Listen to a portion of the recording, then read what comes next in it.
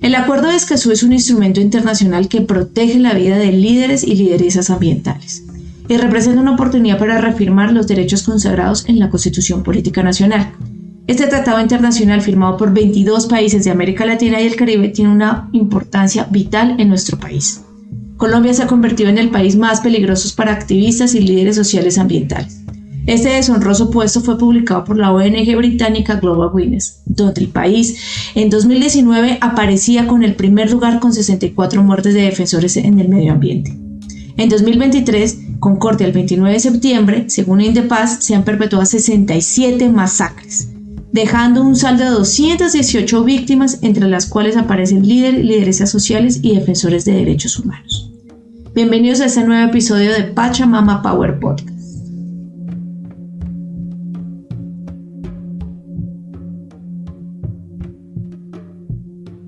Buenos días, buenas tardes, buenas noches a todas las personas que se conectan a este nuevo episodio de Pachamama Power Podcast. Hoy estamos con Vanessa Torres para hablar de un tema súper importante en Colombia y es el Acuerdo de Escazú.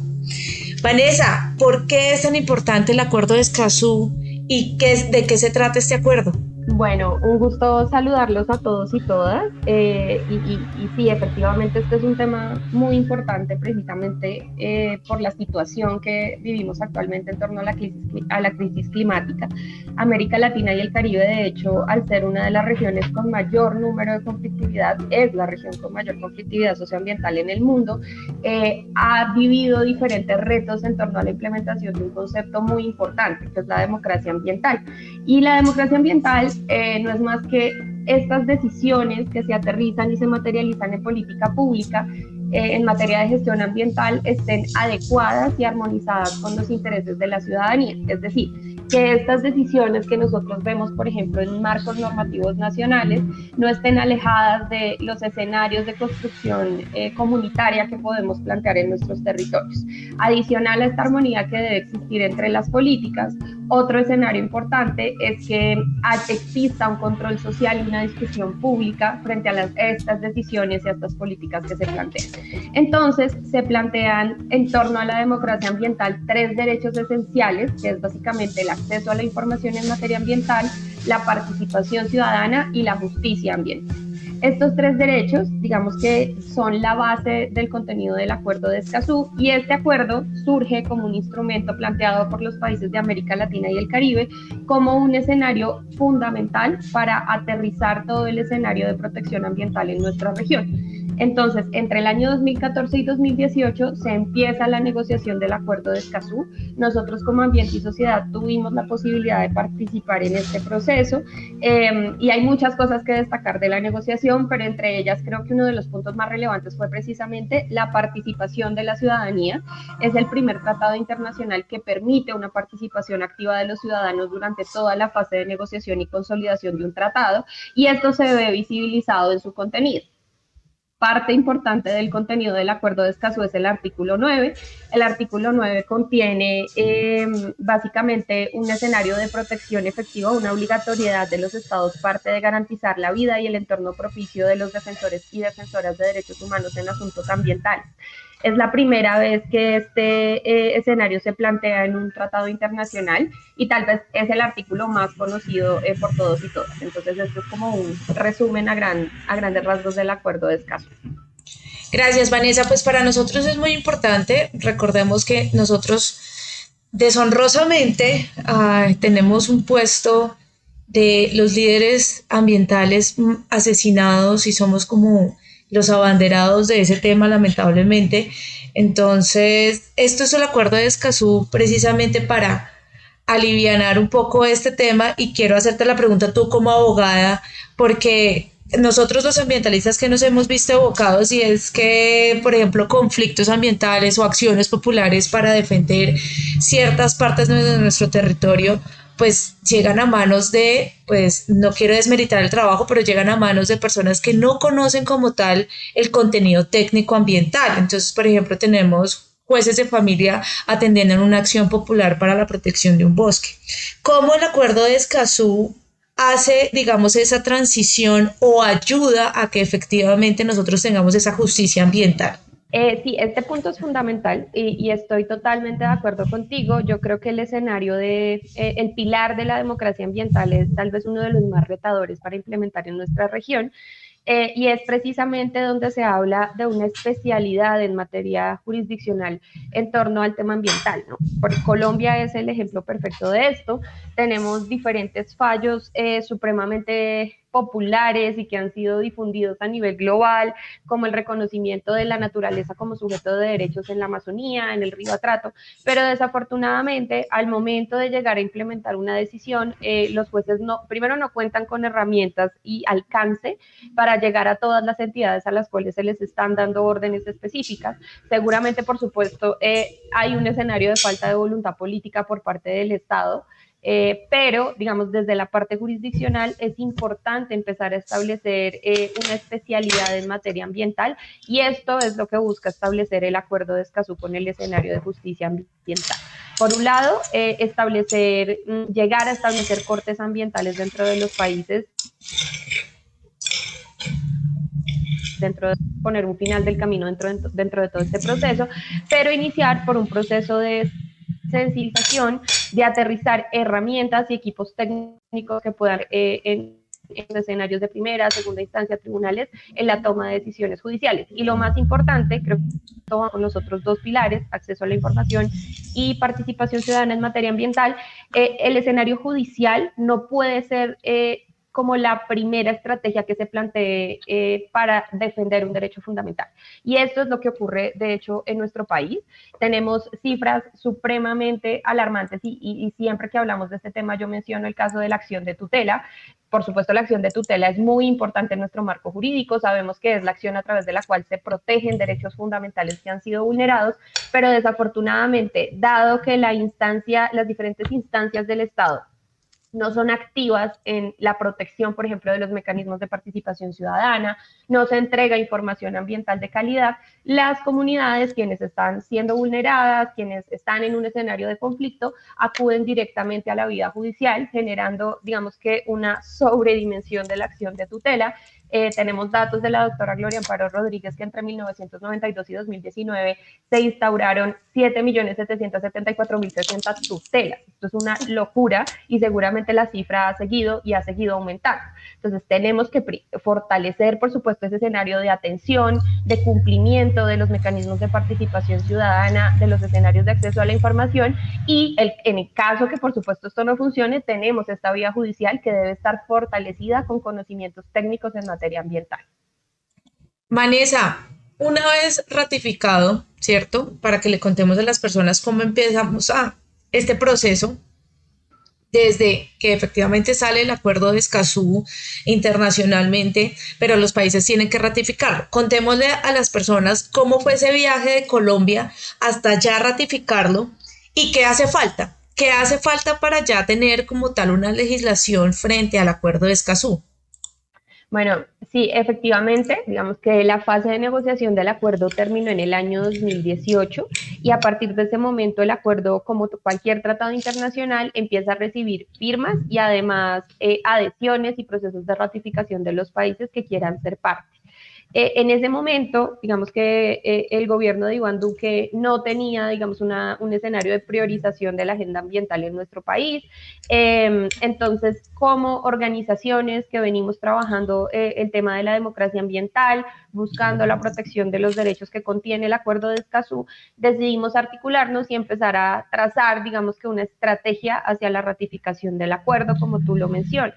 Es lo que hoy se conoce como la Alianza por el Acuerdo de Escazú Colombia.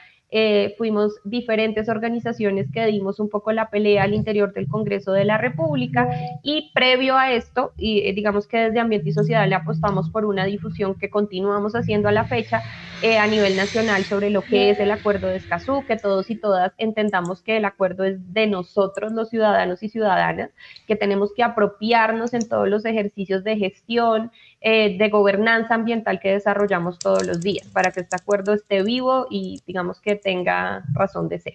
Entonces, en el año 2018, como alianza, empezamos un camino para poner la agenda del Acuerdo de Escazú sobre la mesa. Nadie hablaba del Acuerdo de Escazú en Colombia, y desde el gobierno nacional, si bien nos manifestaban que era un tema de interés, pues jamás se pensó en un escenario de priorización al interior del Congreso, es decir, presentación del proyecto de ley para que se sometiera a los 4 debates que cualquier tratado internacional debe someterse al pasar por el Congreso de la República.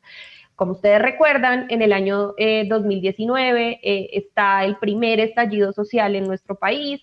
Con base en este se generan diferentes mesas de diálogo con el gobierno de Iván Duque, y en torno a esa mesa ambiental, el primer punto de acuerdo de esta mesa fue la firma del Acuerdo de Escazú.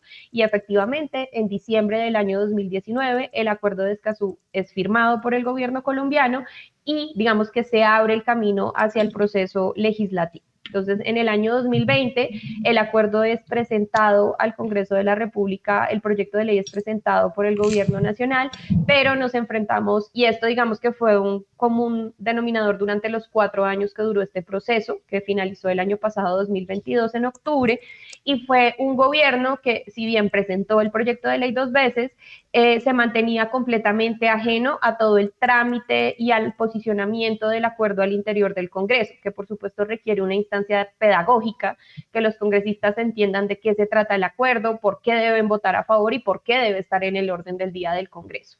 Entonces, como no tuvimos un gobierno que nos apoyó, esta tarea la asumimos directamente nosotros como Alianza Escazú. Tuvimos un trabajo muy intenso de 4 años, que no solo tuvo, digamos, el escenario de pedagogía y trabajo interno con los congresistas, sino también fue un escenario de posicionamiento del acuerdo ante la opinión pública. Nosotros veíamos como fundamental y clave que la ciudadanía se apropiara de este tratado, que entendiera que la protección de defensores ambientales era una oportunidad que se abría para que esto se volviera una obligación del Estado y no simplemente un favor.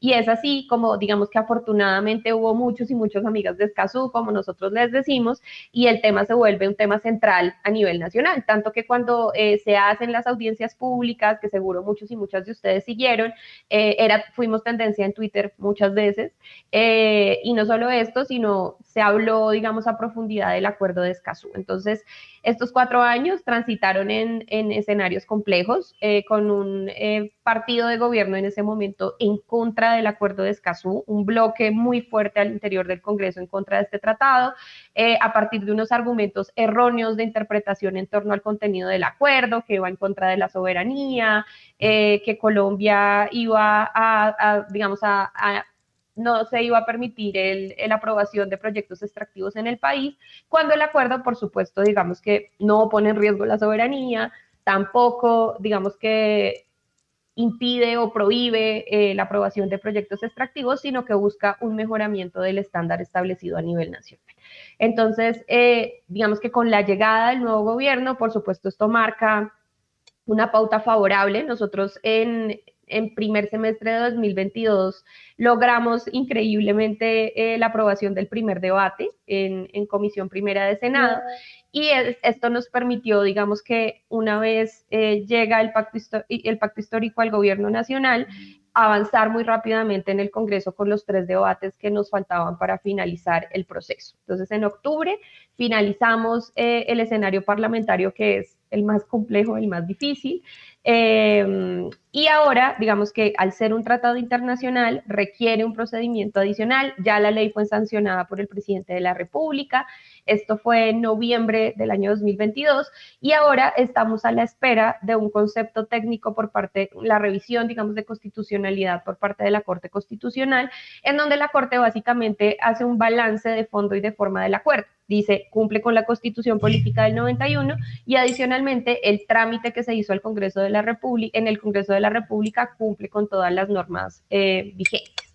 Entonces, estamos a la espera de este proceso. Por supuesto, es un llamado y muchos y muchas dirán qué podemos hacer, pues esperar a que la Corte, por supuesto, de esta respuesta positiva, que nosotros estamos plenamente convencidos que así va a ser, pero tener en cuenta que la Corte abre una instancia de participación de la ciudadanía. Son 10 días hábiles que probablemente nosotros desde las redes de Ambiente y Sociedad estaremos dando a conocer, en los cuales quienes quieran y tengan interés pueden pronunciarse por escrito ante la Corte y contar por qué el acuerdo es favorable. Por supuesto, quienes estén en contra también lo podrán hacer, pero el llamado, por supuesto, es a continuar apoyando este tratado tan importante para nuestro país.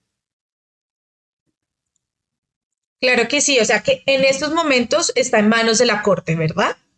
Sí, en este momento está en manos de la Corte Constitucional. Digamos que no hay un plazo específico para que la Corte dé este Se concepto, pronuncie. para que se pronuncie exactamente. Estamos a la espera que nos dé, digamos, que se abra esa instancia de participación en torno al contenido del Acuerdo de Escazú para que la ciudadanía se pueda pronunciar. Y una vez finalizada esta instancia, la Corte tomará una decisión. Siendo positiva, ya lo que queda es un tema meramente formal, que es depositar el instrumento en el escenario de Naciones Unidas, y ya Colombia será Estado parte. Digamos que son temas, como ustedes ven, formales, entonces esperamos que pues este proceso avance, pero el llamado que nosotros hacemos desde Ambiente y Sociedad es recordar que el Acuerdo de Escazú es una de las normas base del contenido del Plan Nacional de Desarrollo. Es decir, el acuerdo ya puede ser implementado desde la política pública, y de hecho varias instancias del sector ambiente están empezando a integrar el Acuerdo de Escazú dentro de su plan de trabajo, la Agencia Nacional de Licencias Ambientales, el Ministerio de Ambiente. Entonces el llamado es aterrizar, por ejemplo, en escenarios de planes de vida, de trabajo comunitario o incluso de acciones judiciales. Ya se puede mencionar el Acuerdo de Escazú. Es una norma que está en un trámite, pero que ya está incluida dentro de nuestro Plan Nacional de Desarrollo. Entonces podemos decir que estamos en una etapa de transición, pero el acuerdo ya puede empezar a ser implementado en nuestro marco normativo nacional. Muy importante lo que tú mencionas, porque pues básicamente la gente piensa que está congelado el proceso, ¿cierto? Digamos hasta que pues, se pronuncie la Corte, y que por ende yo no puedo citar en ningún documento o puedo entrar a revisar, digamos, ciertas acciones legales sin el Acuerdo de Escazú. Entonces, en estos momentos es muy claro, que espero que la gente lo entienda, y lo más importante es que este Acuerdo de Escazú hace un logro muy importante. Sin embargo, nosotros, aunque tenemos el tema de la participación ciudadana, por ejemplo, para las licencias ambientales, que es la consulta previa, el Acuerdo de Escazú hace, digamos, ese acercamiento un poco más grande en el tema de la participación ciudadana. Cómo efectivamente, ya teniendo, digamos, este avance que está en la Corte, cómo la participación ciudadana en el Acuerdo de Escazú puede citarse en estos momentos, Vanessa. Bueno, ahí es importante diferenciar dos cosas. Efectivamente, la consulta previa es un derecho fundamental establecido en nuestro marco normativo nacional. Viene, digamos, aterrizado a través de un tratado internacional que es el Convenio 169 de la OIT, pero la consulta previa está enfocada en pueblos étnicos, y es el escenario de participación en etapas previas de toma de decisión en territorios colectivos, básicamente de pueblos afro, indígenas, rom, donde se deben tomar decisiones en torno a estos territorios. El Acuerdo de Escazú, por otro lado, digamos que plantea un régimen de participación ciudadana amplio que aplica para todos los ciudadanos y ciudadanas. De hecho, en el contenido del acuerdo, el término técnico para nosotros los ciudadanos y ciudadanas es el público, y este término se dio en el marco de las negociaciones precisamente para que se entienda una implementación del acuerdo bastante amplia que aplica para cualquier escenario de toma de decisión en materia ambiental. Entonces, en un escenario de participación ciudadana, bueno, la invitación que yo siempre hago al hablar de Escazú es a todos y todas a leer el acuerdo, a apropiarse del contenido. Si bien es una norma y muchos y muchas dirán, ay, no, debe ser súper enredado, no, realmente es fácil, es amigable de leer. Y entre el contenido, digamos, que trae el Acuerdo de Escazú, hay dos cosas que mencionar. Primero, Colombia tiene un régimen en materia de participación ambiental bastante avanzado. O sea, en el caso de Colombia no partimos de cero, ya hay diferentes normas que, claro, podemos entrar a discutir si son efectivas o no, pero que ya existen en nuestro país. Entonces, por ejemplo, Colombia tiene diversos mecanismos de participación ciudadana que son supremamente importantes. En el escenario judicial, por ejemplo, tenemos la acción de tutela, tenemos otros mecanismos relevantes como en el caso constitucional las acciones de grupo, las acciones populares, pero digamos que en el caso del régimen ambiental en materia de participación ciudadana que nos trae el Acuerdo de Escazú, tenemos un punto muy importante que es la participación efectiva en etapas iniciales del proceso o de la aprobación de un proyecto de toma de decisión. Este punto creo que es fundamental y que le aporta muchísimo al escenario colombiano, porque es precisamente, y vamos, tú estabas mencionando el escenario de licencia ambiental, me parece interesante, en el escenario de licenciamiento ambiental, en las etapas previas, por ejemplo, cuando se está definiendo, no sé, la aprobación de una carretera, entonces se definen cuáles son el territorio en el cual se va a desarrollar el proyecto, se define el trazado, etcétera. En esta fase y esta información generalmente es de carácter privado y no hay una instancia de participación efectiva donde las comunidades que habitan este territorio puedan conocer cuál es el trazado, cuál es el proyecto y qué impactos va a tener. Entonces, la única instancia de participación administrativa que nosotros tenemos en este marco son las audiencias públicas ambientales. Desafortunadamente, las audiencias son muy importantes, pero no son escenarios, digamos, de discusión o de debate con la empresa o con la entidad nacional encargada, que en este caso es la ANLA, sino simplemente es una instancia de información muy importante, pero que no nos permite visibilizar las problemáticas que puede llegar a tener el proyecto. Entonces, el Acuerdo de Escazú abre la discusión de pronto a establecer un nuevo mecanismo de participación ciudadana mucho más previo, mucho más inicial, donde las personas interesadas puedan conocer a profundidad de qué se trata este proyecto que está en construcción y aportar al mismo. Creo que este es un escenario clave y es un ejemplo de cómo el Acuerdo de Escazú aporta a la prevención de conflictividad socioambiental. Este es un término al que nosotros desde Ambiente y Sociedad siempre llamamos cuando discutimos el escenario de conflictos socioambientales, y es no pensarnos solo en la etapa, digamos, de resolución del conflicto socioambiental, que tal vez es una etapa posterior en donde no hay mucho que hacer, como pasa en nuestro país, sino irnos a la etapa preventiva, a escenarios preventivos, a generación de diálogos entre las partes, donde probablemente vamos a evitar escenarios de conflictividad y de riesgo para las personas que habitan los territorios. Claro que sí, tú acabas de dar, mejor dicho, el punto donde es. Nosotros, por ejemplo, los que hemos trabajado con comunidades en materia del tema medioambiental, vemos que sí, efectivamente hay un problema, y es que la participación ciudadana se confunde con la socialización. Y es que muchos de los contratistas llegan y dicen, no, es que vamos a hacer esto y esto y esto, pero realmente a Colombia le hace falta, no solamente en temas de infraestructura, sino en el tema minero o en cualquier otro aspecto, trabajar con la comunidad, porque ellos son los primeros afectados. Digamos, los impactos son las personas que habitan el territorio, los que van a tener eso, pero adicionalmente no se les llama a co-crear o no se les llama a participar en el proceso de. Entonces, por eso también tenemos muchos conflictos medioambientales, porque, no, yo ya recibí mi título minero y entonces ¿a qué voy a explotar? Y sepan ustedes que voy a explotar porque mi licencia va por 20 años y pues al que no le guste, pues de malas. Básicamente nos hemos encontrado con esos escenarios que con el acuerdo se pretende que estos conflictos medioambientales disminuyan y que haya una interrelación y una articulación tanto gobierno, contratista y comunidad para que efectivamente entre todos podamos hacer, yo lo que digo es poder hacer país. En muchos de los casos, nosotros, y lo hablábamos en un capítulo con Yolima Vargas, es que las licencias medioambientales en el país, lamentablemente, por un gobierno anterior, pues se hacen de manera muy escuetas, no previendo, digámoslo así, todos los impactos socioambientales que se podían tener, sino que efectivamente ya en la marcha nos damos cuenta, uy, ¿qué pasó? faltó esto, faltó lo otro, hay un impacto en esto, hay un impacto, por ejemplo, en los ríos, hay un impacto en el bosque, hay un impacto en la selva. Y yo creo que ahí es muy importante empezar no solamente a socializar este acuerdo, sino empezarlo a aterrizar un poco más. Esperemos que la Corte, pues obviamente se pronuncie positivamente, pero que adicionalmente abra los caminos correspondientes para una interlocución importante con las comunidades y con las personas que habitan el territorio. Yo creo que ahí es fundamental y no confundir la participación con una simple socialización. No, todo lo que tú dices es súper importante.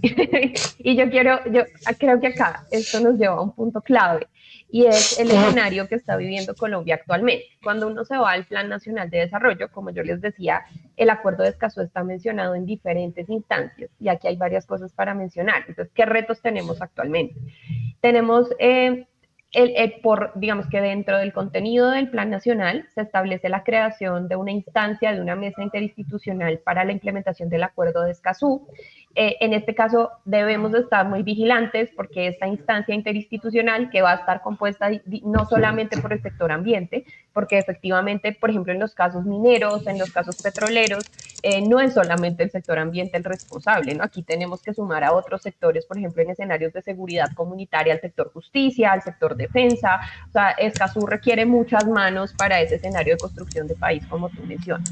Entonces, adicional a la participación de las instancias de control, Procuraduría, Defensoría del Pueblo, el Ministerio de Ambiente, las diferentes instancias llamadas y convocadas para esta implementación conjunta, debe existir una participación activa de la ciudadanía. Y es un poco el llamado que desde Ambiente y Sociedad hemos hecho tanto al gobierno nacional. Nosotros hemos tenido la posibilidad de articular en torno a lo que se plantea frente a la implementación del Acuerdo de Escazú y esperamos, por supuesto, que estas instancias de implementación, ese camino de implementación del acuerdo, tenga una participación activa de la ciudadanía, porque, por supuesto, generar estos espacios de diálogo que tú mencionas, que yo estoy completamente de acuerdo, no es posible sin una visión clara y creo que la ciudadanía tiene mucho que aportar a partir de lecciones aprendidas de diferentes procesos, escenarios de conflictividad socioambiental que vivimos todos los días en nuestro país.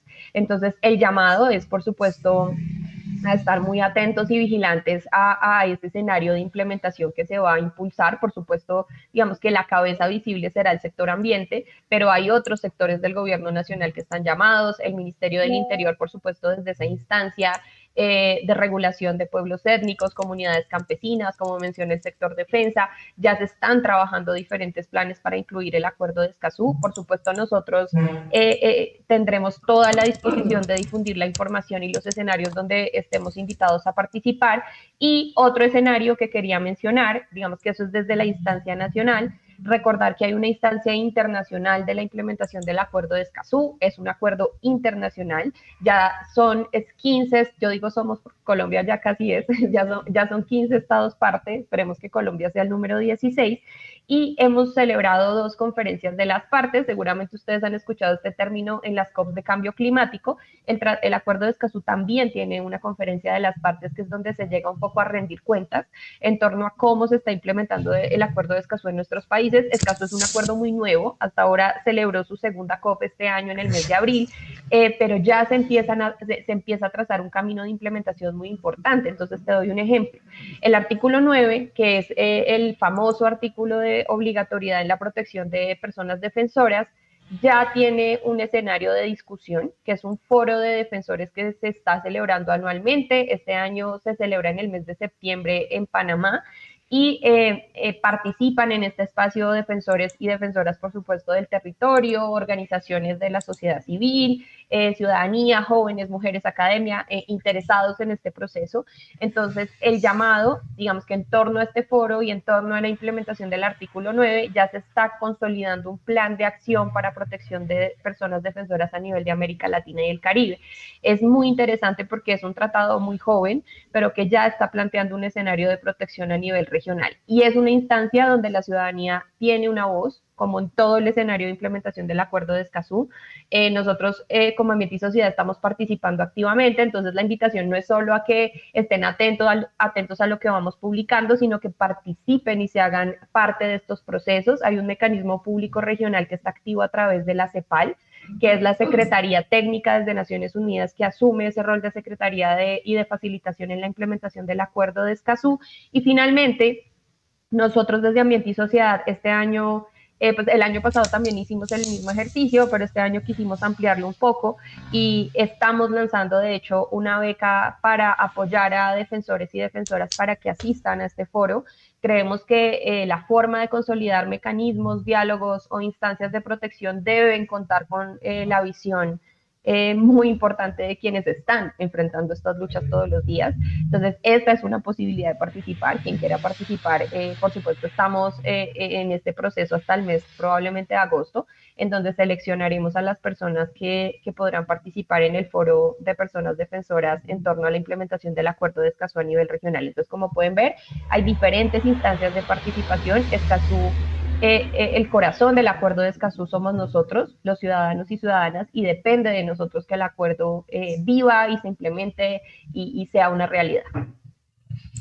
Excelente, Vanessa. Yo creo que ahí es muy importante conocer, porque a veces muchas de las personas con las que uno interactúa, si tú no tienes un título profesional, si no tienes una especialización, una maestría, pues desprecian ese conocimiento, ¿no? Entonces, a veces es muy complicado realmente valorar ese conocimiento de las personas que están en territorio y que conocen como tal cómo funciona, pero, y aún así sin tener un título, sin tener una profesión, sin tener alguna carrera, han hecho cosas maravillosas en el territorio para defenderlo de las grandes empresas, de las grandes industrias, de la depredación ambiental. Y yo creo que ahí es muy importante también iniciar ese proceso de formalización, por así decirlo, para que ellos también sientan un plus a dónde defender y a dónde llegar precisamente a seguir formándose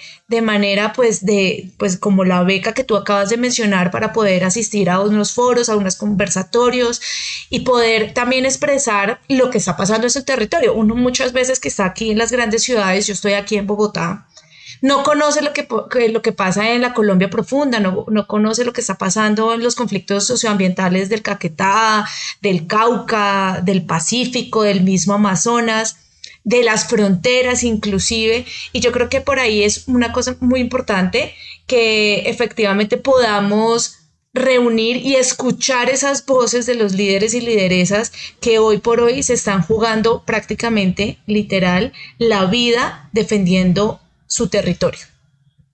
Sí, totalmente de acuerdo, totalmente de acuerdo. Digamos que Escazú, precisamente yo digo que es un reto y también es una oportunidad.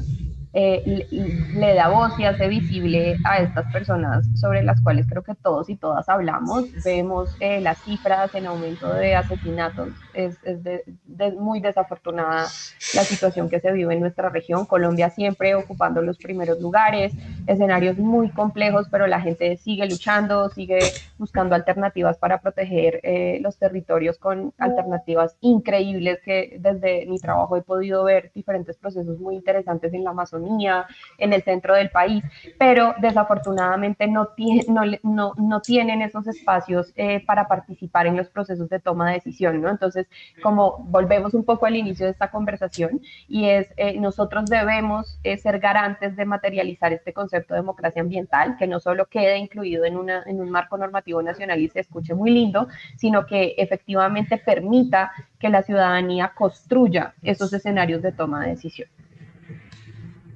Fundamental darle voz a esas personas que muy seguramente para muchos serían invisibles, para muchos no, para las personas que trabajamos con estos temas ambientales conocemos a muchos líderes y lideresas, pero aún así digamos que para el total de Colombia son personas invisibles y sus luchas son invisibles en muchos casos. Y que recordemos que efectivamente nosotros somos un solo país y lo que llegue a pasar en otra parte de Colombia también nos afecta a nosotros como región. Y ahí es la otra pregunta: ¿cómo articular esto precisamente, por ejemplo, en el cuidado de la selva amazónica? Sabemos que nosotros tenemos una parte de la selva, pero también hay otros países. ¿Cómo el Acuerdo de Escazú permite que biomas como estos que están en varios países puedan ser protegidos, Vanessa? Bueno, yo lo vería desde el fortalecimiento, digamos, de estos escenarios de autoprotección, que es, digamos, el término técnico desde el derecho que se le ha dado a todas estas estrategias de protección, no solamente del territorio, sino de quienes lo habitan. El escenario de la cuenca amazónica, digamos que llamado el nombre amplio para todo el ecosistema conformado por los 9 países, como tú lo mencionas, es un escenario de muchísimas oportunidades frente a la implementación del acuerdo de Escazú. Creo que el acuerdo abre ese escenario de integración y de articulación de los diferentes actores que habitan este territorio y de plantear escenarios conjuntos para la protección del mismo, protección de escenarios y a mí me parece muy por ejemplo, en el marco de la construcción de este plan de acción del que les hablaba anteriormente para la protección de defensores y defensoras, el reconocimiento de escenarios de autoprotección o de herramientas de autoprotección que han impulsado pueblos indígenas, comunidades campesinas que habitan la Amazonía colombiana y toda la cuenca amazónica. Entonces, por ejemplo, el fortalecimiento de instancias como las guardias indígenas, el fortalecimiento de economías circulares como, por ejemplo, la chagra y otros, digamos, escenarios de conocimiento tradicional que han permitido la protección de este ecosistema, ¿no? Entonces, en el escenario de protección se está empezando a reconocer, por supuesto, esto es un esfuerzo muy grande de organizaciones indígenas, de organizaciones campesinas y de la sociedad civil para que esto sea reconocido en el marco del plan de acción, no solamente que existen, sino que los estados empiecen digamos que, apoyar estos espacios de autoprotección y que no sean instancias simplemente que surgen por un abandono estatal muy interiorizado en esta región del país. Entonces, el acuerdo de Escazú, como mencioné anteriormente, creo que es una oportunidad gigante, no solamente para visibilizar los impactos que se han generado a partir de la industria extractiva, de la infraestructura en el territorio amazónico, sino que nos permite visibilizar las diferentes alternativas que desafortunadamente por esta desarmonía que existe entre los tomadores de decisión y quienes habitan estos territorios no han podido ser apoyadas y no han podido ser visibilizadas. Y todo lo contrario, llevan a estas personas que impulsan estas iniciativas, por ejemplo, nosotros trabajamos muy de cerca con el pueblo Inga en el departamento del Putumayo y ellos están impulsando proyectos productivos en torno a las frutas amazónicas, todo de manera sustentable. De hecho, estos procesos se dan en torno a luchas, en torno a la protección del territorio frente a proyectos petroleros, a proyectos mineros, y todos estos escenarios tan interesantes tienen que empezar a ser visibles y no solo eso, tienen que empezar a ser apoyados por los estados y por instancias internacionales que puedan potencializar estas, digamos, visiones de territorio y de economía sostenible. Claro que sí, y ahí acabas de tocar un punto muy importante que nosotros digamos, también en las ciudades grandes lo vemos, y es que los determinantes ambientales suelen ser modificados o definidos o interpretados por el gobernante de turno. Y eso es muy doloroso realmente para todas las personas que trabajamos, porque vemos que si hay alguien que está muy enterado de este tema, digámoslo así, o que es defensor de la naturaleza, le mete con todas las ganas al tema medioambiental y todo. Pero, por ejemplo, nosotros tuvimos una persona que degradó prácticamente toda la selva y una deforestación bastante grande en el territorio brasileño, como fue Bolsonaro, y que ahorita se están viendo las consecuencias. Y nosotros, o sea, pues prácticamente nosotros decimos como, wow, ¿cómo cambia esa perspectiva de los determinantes ambientales con los gobernantes, cuando debería ser que esos determinantes ambientales fueran la cabeza realmente y no cambiara con el gobernante de turno? Y esto en alguna medida puede pues hacer alusión al acuerdo de Escazú. Sí, claro, completamente. O sea, de hecho, el acuerdo de Escazú llega un poco, yo creo que en el caso colombiano, o sea, es que depende mucho del estado del marco normativo en materia ambiental de cada país. Y esto, creo yo, es lo bonito y lo retador con el acuerdo de Escazú, Por un lado tenemos países como los países caribeños que tienen un camino muy largo por recorrer, donde de hecho no existe, por ejemplo, como si existe en Colombia, un reconocimiento del derecho al acceso a la información, donde no existen mecanismos de participación ambiental, donde el tema del daño ambiental no es un tema aterrizado en un marco normativo bueno o malo, pero no existe. Y tenemos otros países, como es el caso colombiano, donde sí tenemos diferentes marcos normativos, donde se definen, por ejemplo, determinantes de ordenamiento ambiental, como tú lo mencionabas anteriormente, pero desafortunadamente al momento de generar planificación y escenarios de ordenamiento territorial, como no existe una participación activa a nivel comunitario, pues esto termina generando, ¿no? Y adaptándose al plan de gobierno o a los intereses del gobierno de turno, como tú lo mencionas. Entonces, el acuerdo de Escazú llega un poco a hacer ese balance, esa revisión normativa de eficacia de la norma, que creo yo que es un balance bien interesante que le viene un poco a este gobierno esa responsabilidad, y es definir todo ese marco normativo ambiental, qué tan efectivo ha sido su implementación, qué vacíos efectivamente encontramos, qué normas están siendo sobreimplementadas, qué normas debemos efectivamente reformar porque no han sido suficientes. Entonces seguramente aquí entra la discusión de los, por ejemplo, los mecanismos de participación ciudadana. Hablábamos ahora del escenario de licenciamiento ambiental. Tenemos, por ejemplo, el escenario de construcción conjunta de departamentos como el Caquetá o el Putumayo, donde no se ha permitido una participación activa desde las instancias territoriales, y creo que este es un punto también clave y fundamental. Debemos sumar a otros tomadores de decisión en esta construcción conjunta hacia la implementación del Acuerdo de Escazú, como lo son las autoridades territoriales. Precisamente ahora vienen elecciones, va a ser un escenario bien interesante, donde estos actores deben incluir la implementación del Acuerdo de Escazú dentro de su plan de gobierno. Sin su apoyo, sin su reconocimiento, va a ser supremamente difícil. Entonces, por supuesto, yo digo, hay escenarios de oportunidad, pero también debe haber una conciencia en torno a que es un tratado internacional que no sirve para todo, digamos que tiene unos artículos muy claros y muy establecidos, pero que sí nos abre la puerta a hacer un balance de eficacia y eficiencia del marco normativo nacional. Claro que sí, también el llamado es, obviamente, ahorita que se vienen las elecciones regionales, votar a conciencia, votar realmente revisando esos planes de gobierno, revisando esos planes distritales, gubernamentales, departamentales que se van a formular. Yo creo que ahí es una cosa muy importante. El activismo ambiental está tomando cada vez más relevancia, pero lo importante es que todos y todas pues podamos revisar y hacer un voto a conciencia de lo que está sucediendo en nuestros territorios. Eso nos da un plus muy grande, y es que es un voto responsable y consciente realmente para poder dar las luchas correspondientes. Vanessa, ¿cuáles son ahorita los retos entonces, una vez digamos, pues ya tenemos la parte de la Corte, una vez finalice ese proceso, cuáles serían los retos a tratar en el Acuerdo de Escazú?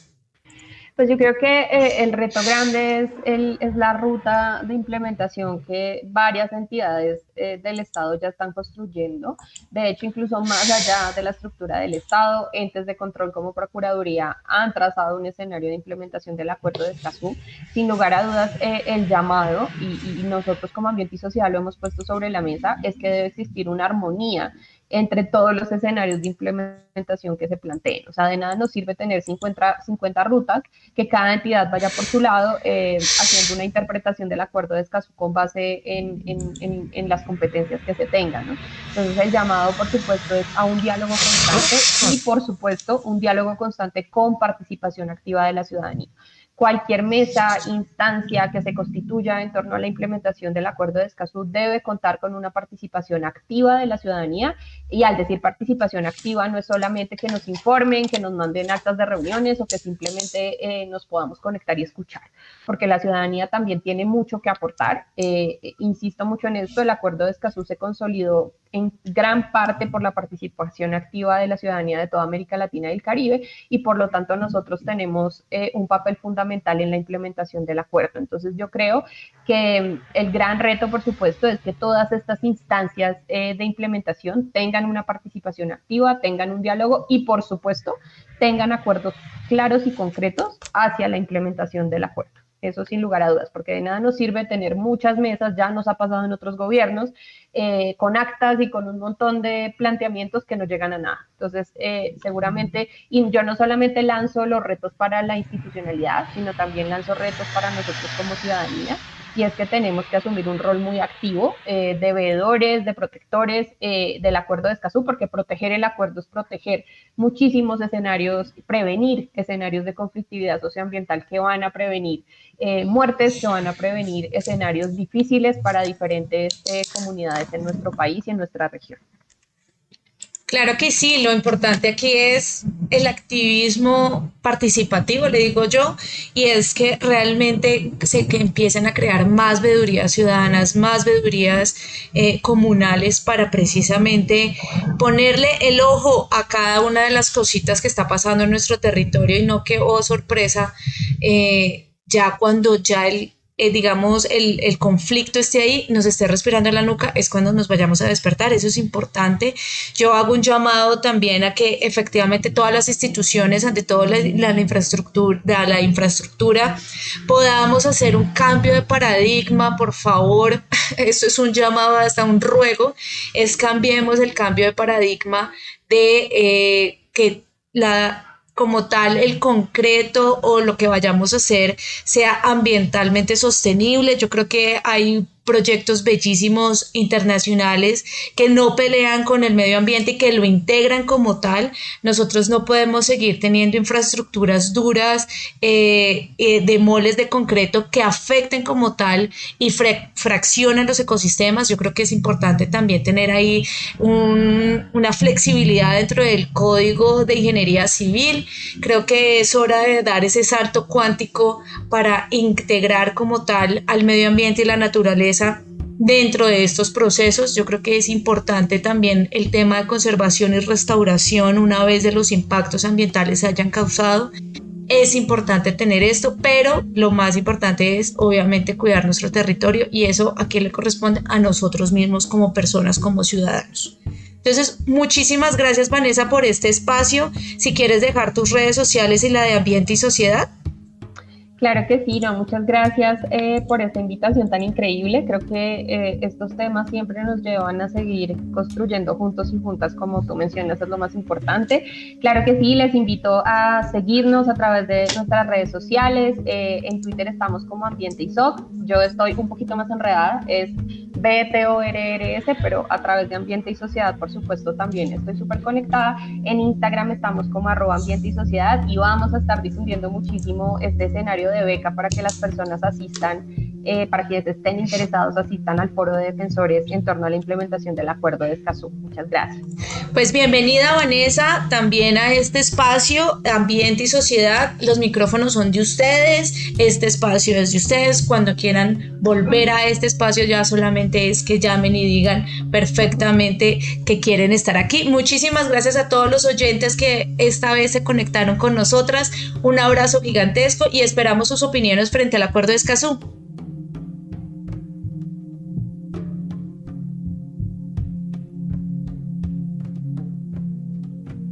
Mi nombre es Sonia Espitaleta y esto fue Pachamama Power Podcast. Agradecimientos especiales a los y las oyentes y a mi mano derecha Sergio Carreño, y en la edición Fabián Carreño.